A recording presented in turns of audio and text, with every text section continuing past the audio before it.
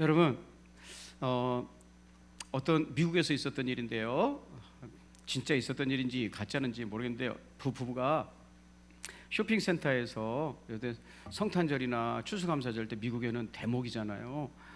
쇼핑센터에서 쇼핑을 마치고 오는데 차에 앞유리에 티켓 2장이 딱 꽂혀 있는 거예요. 할렐루야죠. 딱 꽂혀. 그러면서 뭐라고 써 있냐면, 행운을 축하합니다. 티켓 두 장을 선물합니다. 여러분, 뮤지컬 티켓 2장 딱. 뮤지컬 비싸요, 안 비싸요? 크게 엄청 비싸요. 여러분 상상하는 건, 와, 2장이네. 그래서 날짜를 보니까 내일인 거야, 내일. 바로 내일. 그래서 두 사람이 바쁜데 수십만 원짜리 공짜표를 놓칠 수 없어가지고요, 시간을 그 다음날 내가지고 뮤지컬을 같이 뭐해요. 얼마나 좋았겠어요. 감사하고 기쁘고. 누가 이 성탄절이 다가오는 이 시간에 이게 우리에게 선물을 줬는가 보다 너무 기뻤어요. 고마웠어요. 그래서 다음날 시간을 내서 뮤지컬 공연을 보러 갔어요. 공연을 보고 집에 돌아온 부부는 깜짝 놀랐어요. 도둑이 와가지고 온 집안을, 돈과 귀중품을 다 훔쳐갔어요. 깜짝 놀랐지 뭐예요. 그리고 현관문을 보니까 현관문 안쪽에 뮤지컬 잘 보셨어요? 이렇게 써 있었어요. 도둑들은요, 이 부부가 뮤지컬 보게 나가게 하고 그 시간에 안전한 건 아니까 와가지고 마음껏 도둑질해 간 것이었어요. 여러분, 이 부부가 뮤지컬 비싼 거 2개 생긴 것이 행운이라고 기뻐했는데, 웬일이야 이게 하고 기뻐했는데, 이 부부에게 정말 그것은 행운이었을까요? 미끼였을까요? 여러분, 도둑이 무언가를 훔치려 할 때 가장 중요한 게 있어요. 나 교회 갔더니 도둑질할 때 제일 중요한 것도 배웠다. 도둑질할 때 제일 중요한 게 뭐겠어요? 뭐겠습니까? 모르게요. 모르게. 도둑질은 알게 하면 못하는 거예요. 여러분, 사기꾼이 있잖아요. 사기를 칠 때 뭔가 자꾸 안 알려줘. 나중에 알면 된다고 그러고, 차일피일 미루고. 그러니까 인생을 살 때 지혜가 뭔가 하면요, 지혜 중에 하나는, 뭔가를 잘 알려주고 공개하는 사람은 이거 나쁜 사람 아니고, 뭔가 이렇게 숨겨, 뭔가 이렇게 감춰, 그리고 자꾸 안 알려줘. 여러분, 한번 생각해 보세요. 선생님이 학교에서 아이들이 책상에다 이렇게 자고 자. 근데 중요한 수업을 하는데 안 알려줘. 그냥 잘나면 자, 이놈아, 너 신고하지 말고 자, 이래. 옛날에 선생님들은 안 그랬어요. 그냥 막 어떻게 하든지 가르치려고 두들겨 패고 깨우고 그랬어요. 저는 그래서 알려주려고 하는 선생님이 좋은 선생님이지, 안 알아도 그만이다라고 자꾸 묻는 선생님은 좋은 선생님 아니라고 생각해요. 맞습니까? 네. 여러분, 뭔가 감춰, 도둑질은. 그래서 성경에도 써 있습니다. 마태복음 24장 43절. 너희도 아는 바니, 상식이라는 거죠. 너희도 아는 바니, 만일 집주인이 도둑이 어느 시각에 올 줄 알았더라면 깨어있어 그 집을 뚫지 못하게 하였으리라. 아멘. 네. 도둑은 몰래 오는 거라는 거예요. 모르게 오는 거라는 거예요. 알지 못하게 오는 거라는 거예요. 여러분, 이 세상에는요, 영혼의 도둑이 있어요. 성경에는요, 우리 생명을 도둑질해가는 영혼의 도둑이 있다는 거예요. 요한복음 10장 10절 같이 한번 읽어볼까요? 시작. 도둑이 오는 것은 도둑질하고 죽이고 멸망시키려는 것뿐이요. 아멘. 여러분, 죽이고 멸망시키니까 생명 도둑이잖아요. 이 죽이고 멸망시키는 것이 문맥에 의하면 영혼이에요, 영혼. 그러니까 영혼의 도둑이 있다는 거죠. 그 영혼을 죽이고 멸망시키는 도둑이 있다는 거예요. 마귀죠. 여러분, 이 마귀가 우리의 심령을 훔쳐갈 때, 우리의 영생을 빼앗아 갈 때 알게 하겠어요? 마귀는요, 어떻게 그 구원을 도둑질해 가고 영생을 도둑질해 가냐면요, 내가 모르는 것조차 모르게 해가지고 훔쳐간단 말이죠. 영생이 있는지 영원한 세상이 있는지도 모르게 하고 내 영혼을 훔쳐간다는 거예요. 도둑의 특징은 사기꾼의 특징은 감추고 모르게 한다는 거죠. 그래서 이런 말도 있어요, 여러분. 일반인의 무지는 독재 정권에는 귀한 자산이지만 민주주의 국가에서는 불안 요소다. 여러분, 독재자들이 백성을 자기 마음대로 하려면 어떻게 해야 돼요? 미련하게, 우둔하게 해야 돼. 그걸 우민화 정책이라고 그래요. 백성이 깨어 있어가지고 똑똑하고 지혜로우면 독재를 쓸 수가 없어요. 자기 마음대로 할 수가 없어요. 근데 그러기 위해서는 국민들이 똑똑하지 못하도록 우민화 정책을 쓴단 말이에요. 그게 바로 일반인의 무지는 독재 정권의 귀한 재산이다. 여러분, 깨어있기를 주의 이름으로 축복합니다. 나라적으로도 깨어있는 백성이 돼야 되고요, 내 영혼이 어떤 상태인지로 깨어서 알아봐야 됩니다. 영생이 있는지도 모르고 내 영혼을 뺏기면 안 되잖아요. 여러분, 오늘 심판받는 암몬과 모압 사람들의 이야기가 나와요. 니헤미야서 13장 1절 같이 한번 읽어보겠습니다. 이 사람들을 하나님께서 이렇게 하라고 성경에 기록되어 있다는 것을 니헤미야의 당시의 사람들이 읽게 되었습니다. 같이 한번 읽어보시죠. 자, 시작. 모세의 책을 낭독하여 백성에게 들렸는데 그 책에 기록하기를 암몬 사람과 모압 사람은 영원히 하나님의 총회에 들어오지 못하리니. 이거 심판이거든요. 영원히 했으니까 최종 결론이에요. 나중에 뭐 좀 잘하면 풀어줄게 이게 아니라 영원히 했으니까 최종 결정이에요. 최후의 심판이라 이 말이에요. 뭐라고 심판하시냐면 암몬 사람과 모압 사람은 영원히 하나님의 총회, 이스라엘 백성들의 모임이죠. 이스라엘 백성들의 모임에 들어올 수 없다. 너희들은 우리 하나님의 백성들과 영원히 함께 할 수 없는 백성들이다 라고 쫓아내라, 이렇게 써있는 글을 읽었다는 거예요. 여러분, 영적으로 말하면요, 암몬과 모압 같은 사람들은 하나님의 백성, 영적인 성도들과 결코 함께 할 수 없다는 거예요. 그건 성도가 아니다 라는 심판 선언이에요.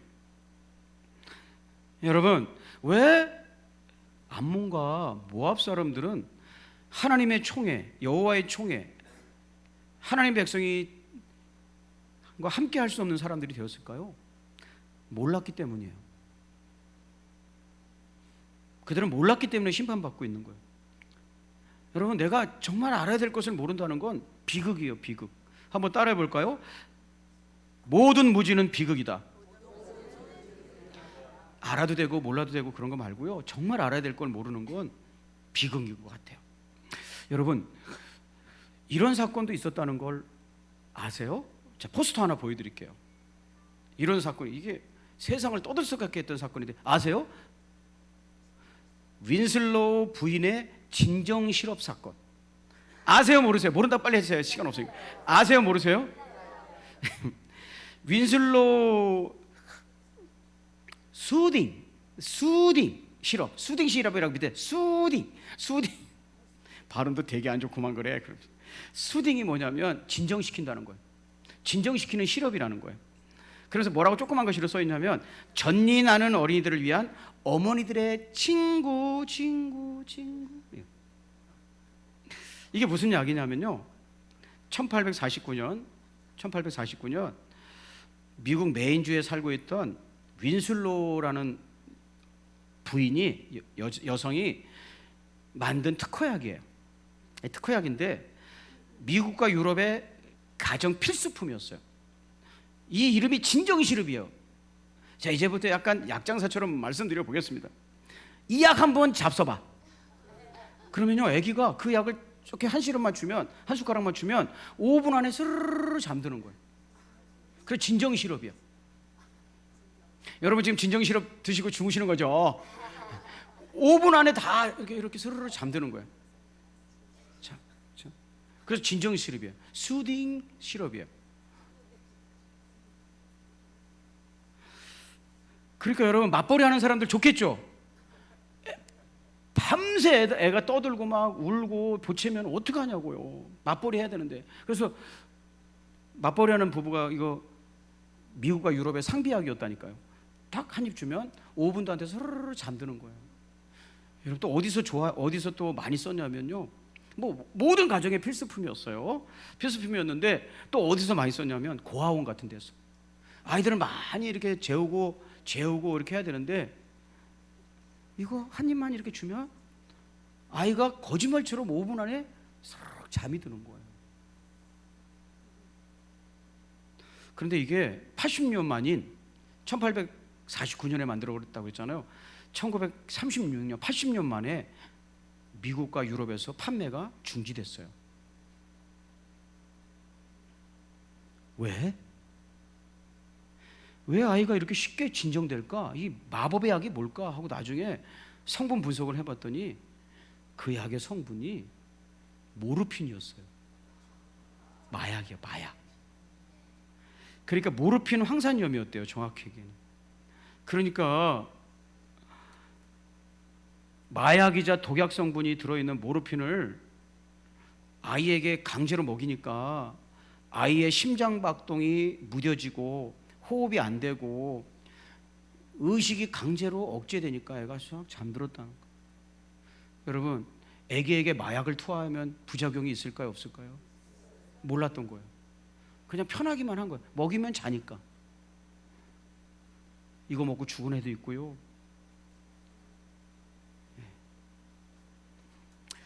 모르겠어요. 우리 어린이집 하던 우리 권사님들 계신데 몰랐다면 이거 사다가 하나씩 줬겠죠. 이렇게 서로로 자는 거예요.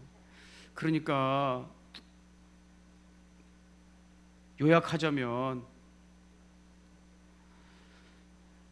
아이에게 쉽게 진정된다고 마약을 먹인 거예요. 모르핀 황산염이라는 마약을. 제가 여러분에게 다시 한번 이런 약까지 소개하는 이유는 잘 모르면 안 되는 거예요. 80년 동안 사용했어요. 많은 아이들이 부작용에 시달렸어요. 여러분, 내 입속에 들어오는 것을 모르고 먹으면 죽잖아요. 그런데 더 무서운 비극은 뭐냐면 영적으로 뭔가를 모른다는 거. 영적인 세상이 있다는 걸 전혀 모른다는 거. 호세아서 4장 6절 한번 읽어볼까요? 자, 시작. 백성이 지식이 없으므로 망하는도다. 이건 하나님을 아는 거거든요. 하나님을 알지 못한다는 건 영원한 멸망이라는 거예요. 여러분, 암몬과 모압 사람들은 무엇을 몰랐을까요? 아까 제가 이 사람들이 여호와의 총회에 다시는 들어올 수 없다라는 심판을 받는 이유는 그들이 뭔가를 몰랐다고 그러는데 뭘 몰랐을까요? 여러분, 이걸 모르면 망한다는 걸 보여주는 거거든요. 쫓겨난다는 걸 보여주는 거거든요. 느헤미야서 13장 2절, 우리 본문 2절 읽어볼까요? 자, 천천히 한번 읽어보시죠. 시작. 이는 그들이 양식과 물로 이스라엘 자손을 영접하지 아니하고 도리어 발람에게 뇌물을 주어 저주하게 하였음이라. 아멘. 지금 읽은 말씀에 보면 양식과 물이 나오죠. 양식과 물. 양식과 물은 지금 이 이스라엘 백성들이 느헤미야의 배경이 되는 이 이스라엘 백성들은 애굽에서 막 빠져나온 탈출한 상태였어요. 하나님의 은혜로. 그러니까 그들에게는 제일 필요한 게 광야길을 걸어가니까 양식과 물이 필요했어요.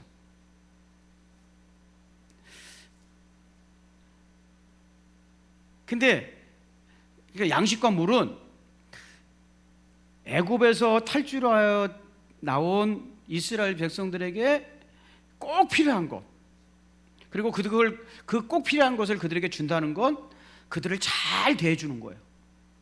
호의로 대해주는 거예요. 그 뒤에 나오는 영접이죠, 영접. 근데 그렇게 하지 않았다는 거예요. 여러분, 왜 이 사람들은 양식과 물을 줘서 대접을 해야 되냐면요, 이스라엘 백성과 암몬, 모압 사람들은 먼 친척 관계에 있는 사람들이에요. 암몬과 모압은 아브라함 때문에 축복받은 롯이라는 사람의 조카, 아브라함의 조카 롯의 후손들이에요. 같은 민족이에요. 같은 민족.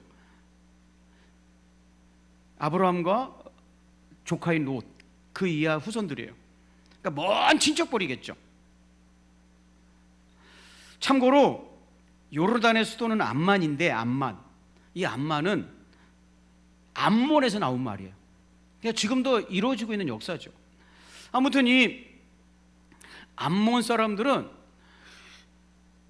먼 친척이기도 하고 형제 자매인 이스라엘 백성들이 어렵게 저 애굽에서 탈출해 나와서 가나안 땅으로 이렇게 간다고 소문을 들었어요. 그러면 어려운 사람들이니까 인지상정 물이라도 주고 양식이라도 줘야 될 그런 형편에 있는 사람들이었다는 거죠.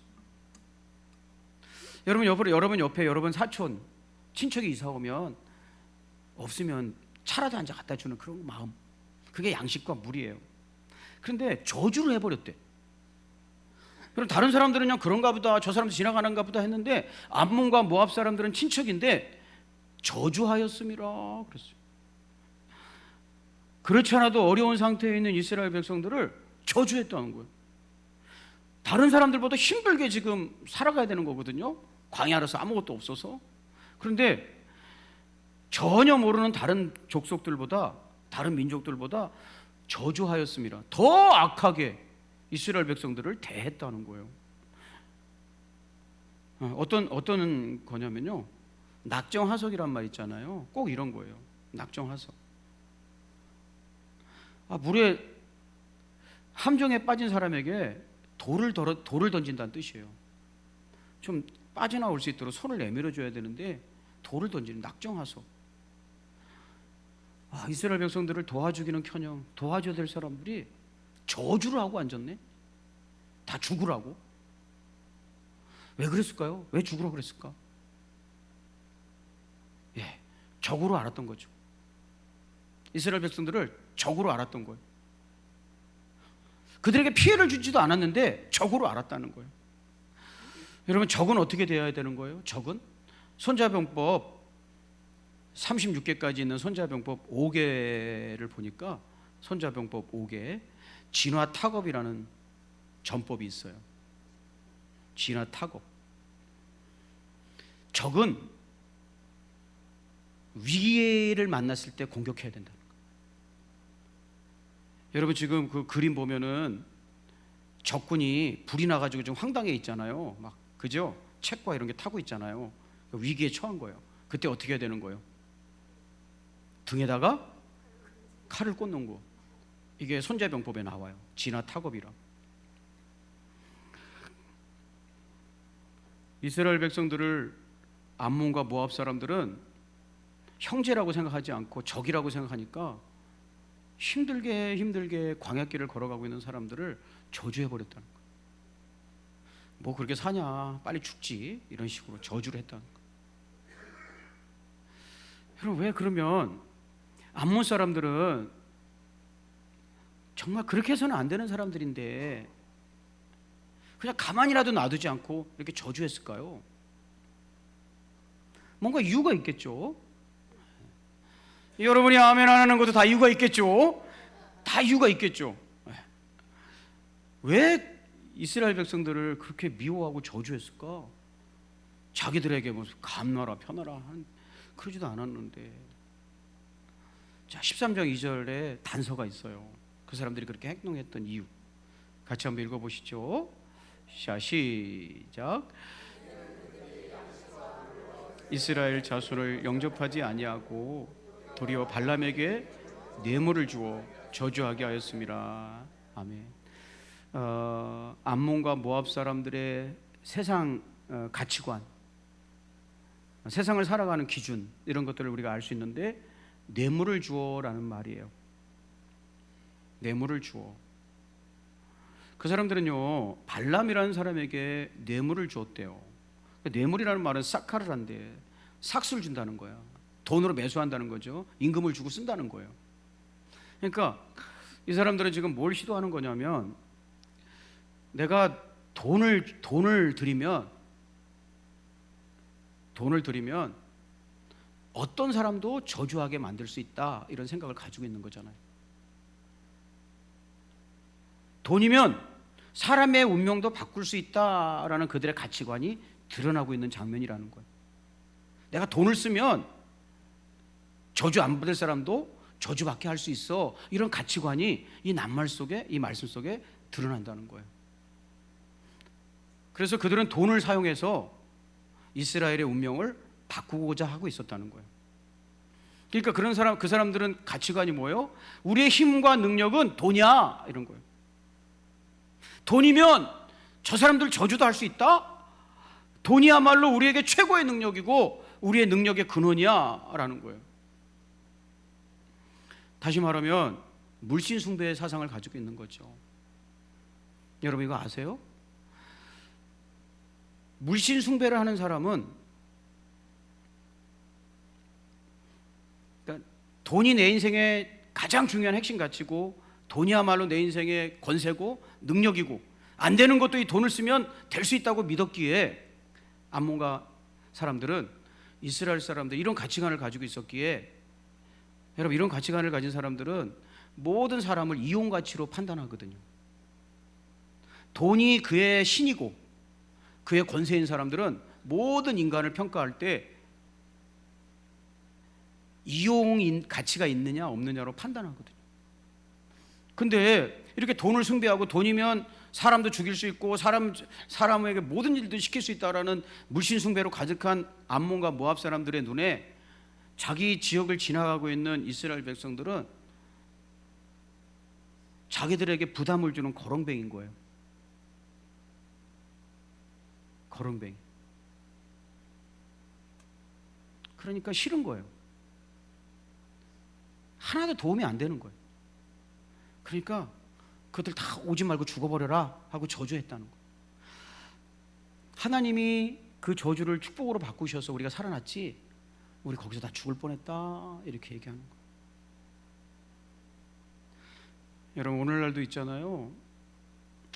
돈이 내 인생에서 가장 중요한 핵심 가치고 내 능력이고 나의 힘이다라고 믿는 사람은요, 사람을 볼 때 이용 가치가 있느냐 없느냐만 가지고 봐요. 이스라엘 백성들은 가난하고 이제 애굽에서 빼져 나와서 가난하고 아무것도 없는 사람들이에요. 귀찮은 거예요. 피곤하게 하는 존재들인 거예요. 그러니까 죽어버렸으면 좋겠다 하고 저주시켰다는 거죠. 여러분 기독교 신앙은 뭘 배우는 건지 아세요? 기독교 신앙은 내 인생에서 정말 중요한 거는 돈으로 할 수 없는 것들이다라는 걸 배우는 거예요. 자, 사도행전 8장 20절 읽어보시죠. 자, 시작. 돈 주고 살 줄로 생각하였으니 내 은과 내가 함께 망할지어다. 이거 심판 선언이에요. 뭐라고 심판 선언해요? 하나님이 주시는 선물을 돈으로 거래하려고 한다는 것은 망할 짓이다는 거예요. 이사야서 55장 1절은 제가 읽어볼게요. 오라 너희 모든 목마른 자들아 물로 나와라. 돈 없는 자도 오라. 너희는 와서 사 먹되 돈 없이 값없이 와서 포도주와 젖을 사라. 우리 그리스도인들은요, 정말 중요한 것은 돈으로 해결하는 것이 아니다 라는 것을 배워야 돼요.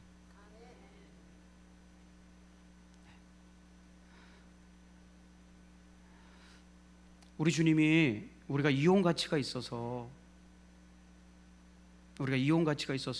십자가에서 구원하신 게 아니란 말이에요. 암몬과 모압 사람들은 이용 가치가 없고 귀찮게 하고 힘들게 하는 이스라엘 백성들이 싫었다는 거예요. 너무 싫고 짜증났다는 거예요. 없어졌으면 좋겠다고 생각했다는 거예요. 그래서 없어져 버려라 하고 저주했다는 거예요. 여러분 우리가 하나님 말씀 듣고 그리스도인은 사람을 어떻게 봐야 되느냐, 이용 가치가 아니라 이렇게 봐야 되는 거예요. 자, 마지막으로 읽어볼까요? 우리는 사람을 이렇게 봐야 돼요. 어떤 사람을 만나든지. 13장 요한복음 13장 34절. 자, 시작. 선생이 되어 너희 발을 씻었으니 너희도 서로 발을 씻어 주는 것이 옳으니라. 아멘. 옳으니라 그러시잖아요. 옳으니라. 이게 옳게 사는 거야. 어떻게? 내가 너희들 발을 씻어 주신 것처럼 너희도 서로 낮아져서 상대방을 섬겨주는 삶. 여러분 우리가 교회를 세워나가는 것은 돈 되는 일이 아니잖아요. 주식 투자, 뭐 부동산 투자 이런 건 돈 되는 일이니까 사람들이 관심을 가져요.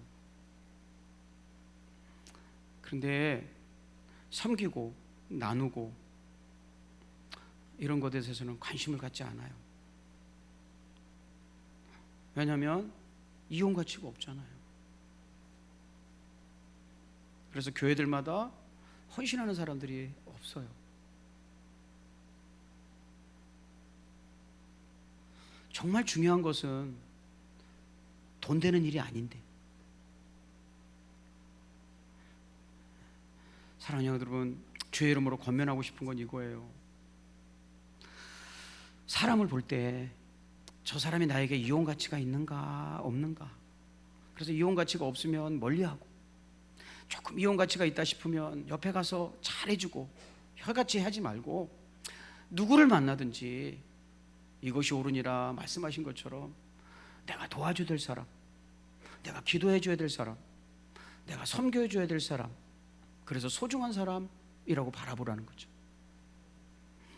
그 은혜의 눈이 우리에게 열리기를 주의 이름으로 축복합니다. 네, 기도하겠습니다. 하나님 아버지, 우리 같은 고집세고 예수님이 우리를 구원해 주신 다음에도 늘 죄만 짓고 사는 우리가 무슨 필요한 사람들이겠습니까? 그래도 하나님께서 그냥 네가 귀하다 말씀하시고 이 땅에 오셔서 십자가를 치시고 모진 고통 당하시고 모욕 당하시고, 너는 왜 그런 사람들하고 제하는가 하고 오히려 비웃고 조롱했지만 묵묵히 그 잔을 받아들이면서 우리를 사랑해 주셨기에, 섬겨 주셨기에, 생명을 주셔서 섬겨 주셨기에 우리가 살아나 하나님의 아들이 되고 딸이 되었습니다. 하나님, 우리도 다른 사람을 볼 때 암몬과 모압 사람들처럼